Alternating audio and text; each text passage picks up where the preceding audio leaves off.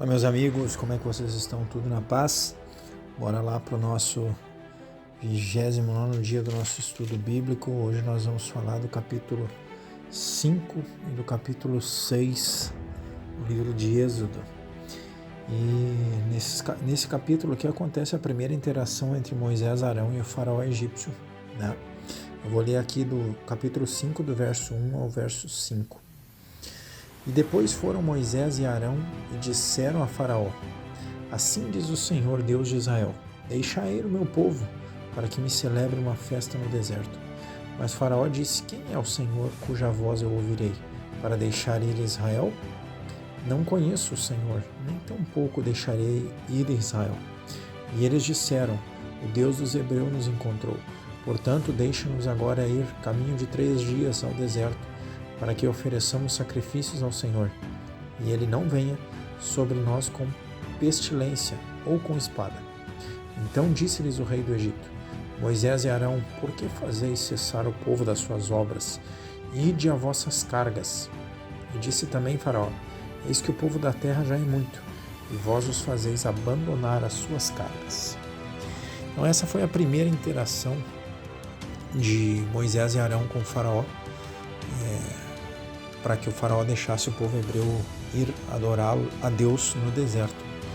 E faraó pensa assim: cara, essa galera, eles estão de brincadeira comigo, eles estão trabalhando pouco, então agora nós vamos aumentar a carga de trabalho deles. Antes eles tinham que fazer tijolos, eles ganhavam a palha para fazer tijolos, agora eles vão ter que buscar a palha e vão ter que fazer a mesma quantidade de tijolo.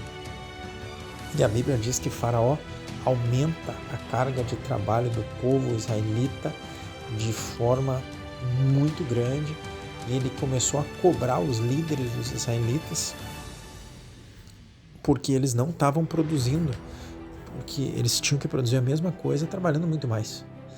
Eles ganharam muito mais trabalho, mas tinham que continuar produzindo a mesma coisa, e o faraó cobrou eles. E aí os israelitas queixam-se para Moisés e Arão. No verso 20, 21 e 22 e 23, diz assim: E encontraram a Moisés e Arão, os líderes dos israelitas, depois de tomar uma carraspana do faraó, que estavam defronte deles quando saíram de Faraó. E disseram-lhes, verso 21, O Senhor atente sobre vós e julgue isso, porquanto fizestes o nosso cheiro repelente diante de Faraó e diante de seus servos, dando-lhes a espada nas mãos, para nos matar.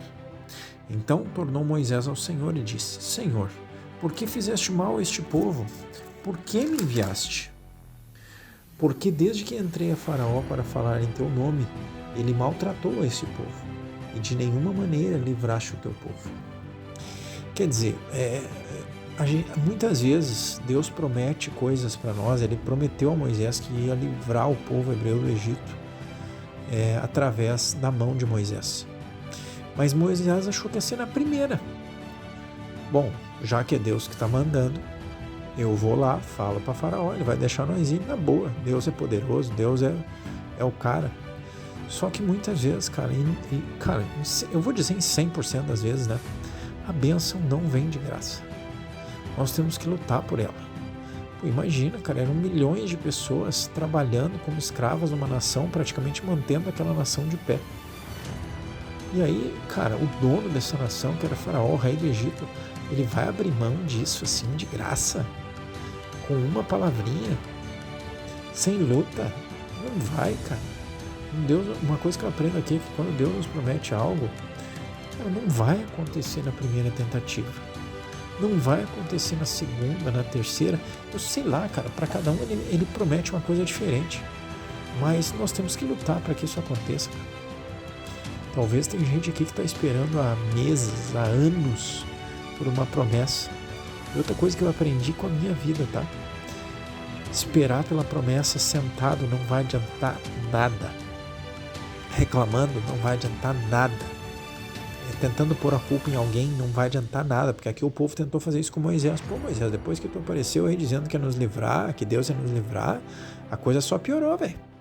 Só piorou. E muitas vezes é isso que acontece. Antes de melhorar, vai piorar muito. Você sabia? Eu vou te dar um dado talvez você não saiba. Você sabia que todos os dias nós temos um período de dia e um período de noite? Aí o sol nasce pela manhã, fica o dia, de noite ele vai perdendo a sua força, fica a noite e ele nasce na outra manhã. Todos os dias isso acontece. Você sabia que o período que a noite é mais escura, que a noite é mais negra, são segundos antes de reverter para dia? São segundos antes do sol começar a brilhar? Esse é o período da noite mais escuro.